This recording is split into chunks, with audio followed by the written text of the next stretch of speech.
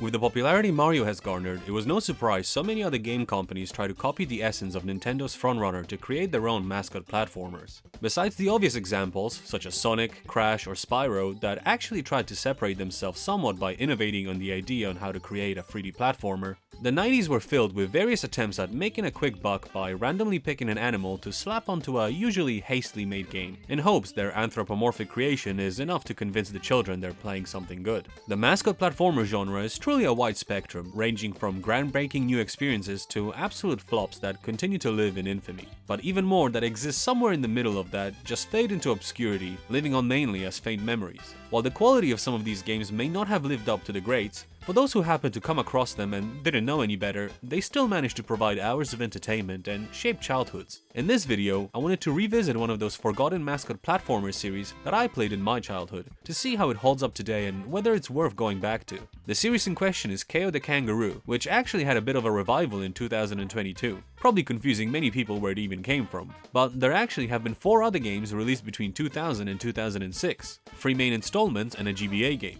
While maybe a fairly basic series of games compared to many of the bigger platformer titles, what's unique about it is that it was created in Poland back when the game industry there was pretty much just starting out. Today, of course, Polish game developers have a much bigger presence in the industry than I think most people would realize, with a lot of great indie games especially being made by Polish devs. Today, I'll specifically be looking at the first 2 games in the Kao series, as those were the ones I used to play back in the day. But if you want to see me cover the rest of the series, let me know in the comments. Anyway, let's not waste any more time and get into the first game. Kao the Kangaroo came out originally on the 23rd of November 2000 for Windows and Dreamcast. It was published by Titus Interactive, but developed by X-Ray Interactive, who would later change their name to Tate Interactive in 2003, and once again to Tate Multimedia in 2015, when they would begin self-publishing games. After the release of Kao the Kangaroo in 2022, the company shifted fully to publishing games. Besides the Kao series, you may be more familiar with the Urban Trial Freestyle games, which they have also developed and published. Now, the first thing that may surprise you when you see the game's box art is, of course, Kao's pouch.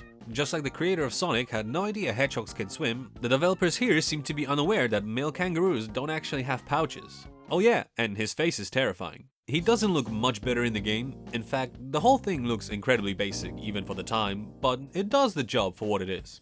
And what it is an incredibly simple 3D platformer that wears its inspirations on its sleeve, but is made well enough at least to occupy you for a couple of hours and serves as a foundation for what the series would evolve into. The premise of Kao the Kangaroo is very simple. A hunter, called Hunter, has captured our brave protagonist but left him with some boxing gloves and a dream. Kao dons his new gloves and sets out to get his revenge on Hunter, who has also captured his friends. Now, since the game doesn't really have a story, besides this intro cutscene and the ending, you'll have to rely on the environmental storytelling throughout your journey. But since really there isn't much to cover there, let's just skip straight to the gameplay. Kao's movement is incredibly slow when walking normally, but he can make up for it with his jumps. By holding the jump button, he will continue jumping, making it the fastest way of moving normally. He has 2 attacks, a tail whip and a punch. I found the latter to be easier to hit enemies with, but in general, it can be hard to gauge the distances and where the hitboxes of your moves and enemies are. With no real control of the camera, you kinda just have to get a feel for it, but all the enemies go down in 1 hit at least. You can do a quick turn, or this weird little attempt if you press the button while moving. There's also a first-person camera and an incredibly slow strafe. I never found a use for them, but with how pressing any movement button moves Kao forward, it could be useful to make some small adjustments. Kao also has the incredible ability to stretch his neck when entering small bodies of water. I don't really get it, but I'm a big fan of how goofy it looks. In addition to these, Kao can also throw a punching glove forward as an attack. However, these act as items, and you will need to collect the gloves in the levels first.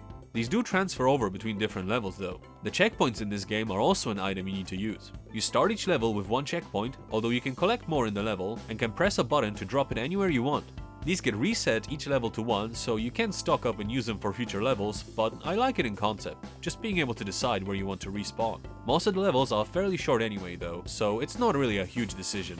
And that's it for the controls. Incredibly simple as you can tell. The stages themselves also just require you to get to the end of the level, but they are filled with many coins along the way. Collecting 50 will grant you an extra life. There is a counter for each level with how many coins it features, and they don't respawn once collected, even if you re-enter the level, but they don't contribute to unlocking anything besides an extra life.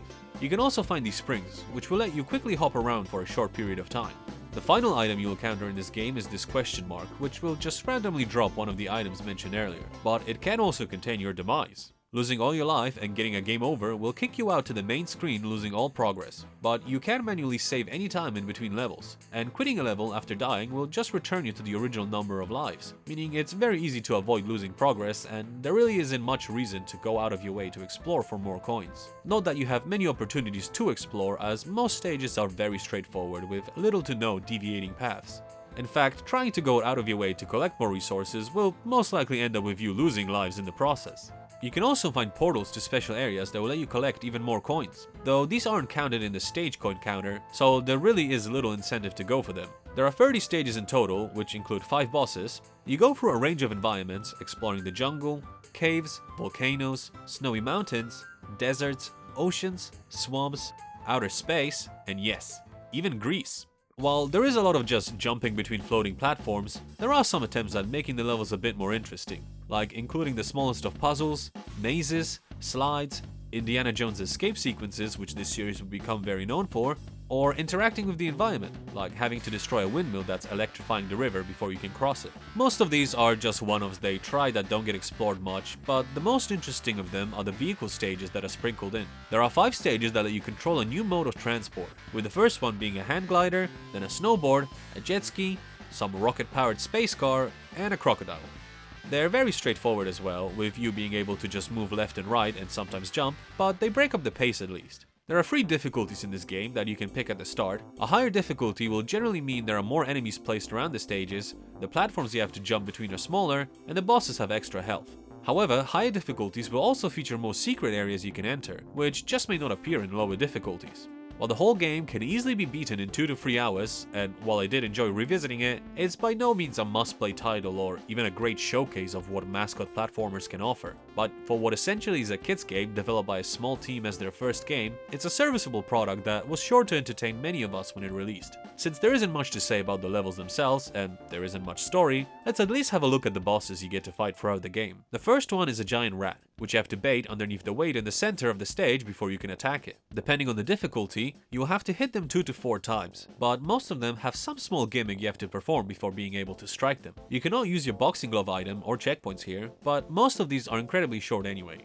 The second boss is even easier, as you fight the sailor who you need to hit after he gets his hook stuck in the ice. The third boss is some sort of a strange Greek god sitting on a cloud throwing lightning. It's the only unintuitive fight in the game, I would say, as you need to run under his cloud to get him to fall off it. You need to make sure he's facing you as you run towards him, otherwise he'll just stay on it. I remember getting stuck on this fight as a child, and even when replaying it, it took me a while to remember the trick, as there's nothing really to clue you in on what you're supposed to do. Once you know it though, it's another incredibly easy fight. The fourth boss is an alien with an electrified field around him. You need to get him to move away from the button in the middle, then step on it to disable his shield, letting you get an attack in. It's probably one of the more interesting fights. And the last battle is against Hunter himself, whom you need to punch further down towards the cage when he is reloading his cork gun. On higher difficulties, he'll be on a path further away from the cage and he will shoot more bullets before reloading. Once you knock Hunter into the cage, it traps him and KO emotes on top of it. The rest of the kangaroos come out of hiding to celebrate, then they carry away the caged Hunter and release him so he can row his boat away in shame. I'm sure that won't come back to bite them later on. And that about does it for the first Kao the Kangaroo game. It may not be much, but I believe there was enough passion put into the project to make it a worthwhile experience. Though it's very clearly not for everyone, and I may be slightly biased from nostalgia. But let's see what the sequel has to offer, and how the series managed to evolve from this initial attempt. Kao the Kangaroo Round 2 originally released on PC on November 4th, 2003, only in Poland. In 2005 and 2006, it would receive international ports for all the current platforms at the time, and even an enhanced version called Kao Challengers that released only on the PSP. While again, it may have lagged a bit in comparison to the competition at the time, it is a great showcase of what a good sequel should look like, as this game pretty much improves on every single aspect of the original. The controls are smoother, the graphics cleaner, Kao gets given a personality, his arsenal expands, the collectibles actually do something, and there even is an attempt at trying to tell a story, giving some context to the locations you visit. Despite still not being received all too well critically, it's probably the most iconic game in the series, and the one I remember most fondly. So let's see what it's got to offer. The story starts with Iago from Aladdin singing how he'll never get caught by Hunter as he comes upon a ship that contains our protagonist caged up once again. The first thing you may notice is that the game actually contains voice acting, although it's strange how they have a separate cast depending on if you choose British or American as the game's language. Hit the road, Parrot. Got any money? 3,000 ducats or else nothing.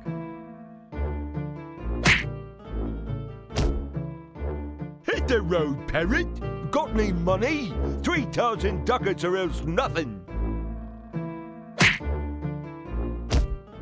The parrot informs us how more animals have been captured by Hunter and then kicks down a barrel to free Kao, giving us control. Since I'm playing the Steam versions of these games, I had to use the keyboard since I struggled to get a controller working properly, but even with the awkwardness of the keyboard, it felt a lot better to control Kao in this game compared to the previous one. First of all, Kao learned how to walk at a more reasonable pace, and even has access to a double jump to make platforming easier. As we leave the area and arrive at the docks, we see some animals getting put on a different ship, where we can hear them shouting for Kao's help. The voice acting in this game is nothing amazing as you may expect from a game in this era, apart from the Polish version, which obviously is a masterpiece and don't even try to argue here.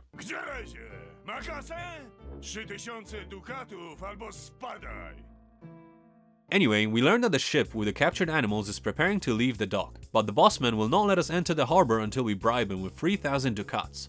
To find the funds, the parrot tells us to speak to the beaver, who will lead us to a forest where we may be able to find some cash, and leaves us with a great lesson of being able to look around with the look around button. Gotta love old PC tutorials. You then get to explore this hub area from which you'll be able to access the game's levels. There isn't much to do here, there's some coins scattered around and these purple crystals with doors. These doors unlock when you collect the required amount of crystals and are essentially minigames you can play, unrelated to the main game. These are a rope jumping game, which to this day I don't think I still fully understand, a tree cutting minigame where you just have to mash buttons, a shooting minigame, a race minigame where again you just have to mash, and lastly a simple baseball minigame where once again you make me mash. They're not that great unfortunately, and you don't get anything for unlocking or doing them, but I still appreciate there being some kind of reward for collecting items. Once you're done exploring, speak to the homeless beaver who tells us how Hunter bribed the shaman in the forest to help him hunt for the other beavers, and now Kao must come help restore peace there. With all that, we get into the first level of the game, so let's get over the rest of the moves Kao can perform. He seemed to have been practicing as his punch can now do a free hit combo, while his tail attack is performed while jumping. He can also roll now, which will damage enemies, and ground pound. Once you collect boomerangs in a stage, you can use these to attack as well. There is a lock-on now, which is incredibly useful and will let you strafe, as well as a first-person mode, but most importantly, you finally have some camera controls. Besides the purple crystals, you can of course collect the coins in the stage for the bribe, though you don't need to worry too much since you will get more than enough through the story, and they don't serve any other purpose. There are no lives to collect, and if you lose all your health, you just respawn at the nearest checkpoint, which are represented by these bells. The third and last collectible are these stars, which alongside being scattered around the levels, can also be dropped by defeating enemies. Every 50 stars you collect, you will unlock a new ability. These are in order: the ability to glide after you double jump, a stronger ground pound, a stronger tail attack, infinite roll attack, and an infinite supply of boomerangs. While most of these are not that special, I do like the addition and it gives a reason to explore the stages more as well as pushing you to fight enemies.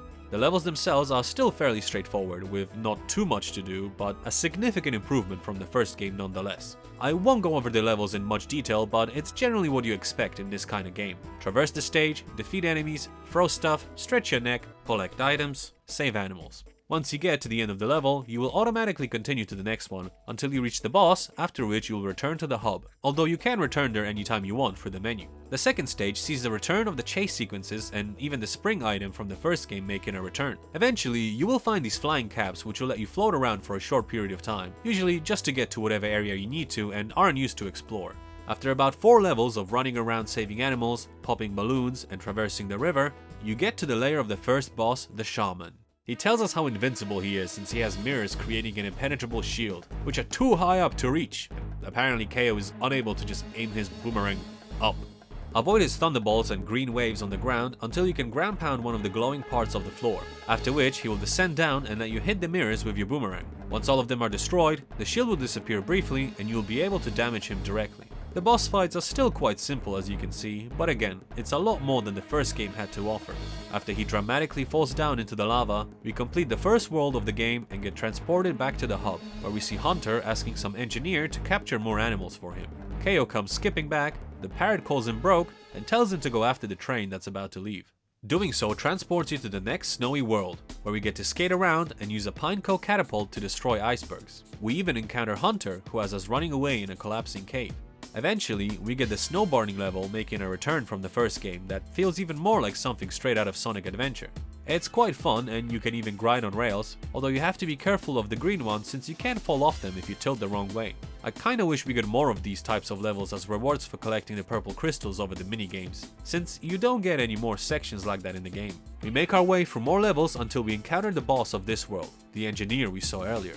Here you have to use the boomerangs to get rid of the enemies shooting at you first, after which the train will leave and a pinecone catapult will spawn. Use it to defend yourself against the barrels he throws and hit him when you have the chance. Once his health is depleted, he will run away and you will have to repeat this process 2 more times, after which he'll escape on his handcar. Having saved the animals there, Kao returns to the docks where the parrot tells him of a race happening where he can win some extra cash. We go to find the speedboat parked nearby and enter the race, where we need to get first place within 3 laps. I do remember struggling a bit with this level as a child, but it's actually quite simple. Using the ramps will usually lead you to shortcuts, and going for the rings will unlock shorter paths as well. You can also collect this purple item for a boost that you can use when you want. After winning the race, we get our 1000 ducats, and a turtle starts bothering us to help him in his world as the hunter has teamed up with the octopus there to pollute their ocean and capture other turtles. With his water-resistant Glock in hand, Kao ventures forth to our government-mandated water level. They're actually not that bad to control, and you don't have to worry about air. When shooting enemies, I highly recommend locking on first though, as otherwise aiming can be a big pain. You have to find these rockets, which you will control through tunnels to shoot at the cages holding the turtles captive, who will then unlock their high security doors. It's crazy that despite this high-tech body scanning security system, they were able to get captured so easily. Another level has you constantly riding the infinitely respawning torpedo. It's an auto-scroller, so you can't touch the walls without exploding immediately, thankfully, though be mindful of the inverted Y-axis controls. Afterwards, we have a boss fight against the giant squid. You will automatically be swimming around it, with you only being able to move up or down. You have to shoot all the tentacles, which will make the turtle come out, who will let you remotely control a rocket to hit the boss in its weak spot. After hitting him, he will spawn some jellyfish, which you will need to get rid of before you can start shooting the tentacles again. As usual, hit him 3 times with the rocket, which will take it down, or up in this case, into the blender. We then return to the docks where we see the parrot get taken away, although unfortunately we still don't have enough money to pass the gate and go after him. Why doesn't Kao just beat up this guy like he does with all the other henchmen? Well, he clearly respects his performance just too much. Exploring the docks, you will find a pelican at the end of one of the piers, who tells us of a treasure on an island that we may be able to use to pay off the bossman, and flies us to the tropics. Despite apparently giving us a ride, he is surprised we made it over and we get to enjoy probably the worst mechanic in this game, which is trying to control this pathetic pelican. Again, despite flying us to the island, he can only flap his wings 5 times before he plummets down to the ground. And each time he flaps his wings, he loses a lot of forward speed, making some of the jumps you have to make really difficult for no reason. The first jump took me so many tries, each time just barely missing it. You have to carefully time your jumps so you can maximize your distance traveled before you press it again. Once you get over this first gap though, you should have enough practice to make it through the rest of the level, as most of the jumps are not that strict. Thankfully, you don't have to do the entire level on top of the pelican, as you get some regular gameplay too, but you can't escape your fate for too long, as you have to ride him again in the section with the rising lava. I gotta say, the developers of this game seem to be big fans of lava. Even the forest and winter worlds had lava sections in them, and the next game is literally called Mystery of the Volcano.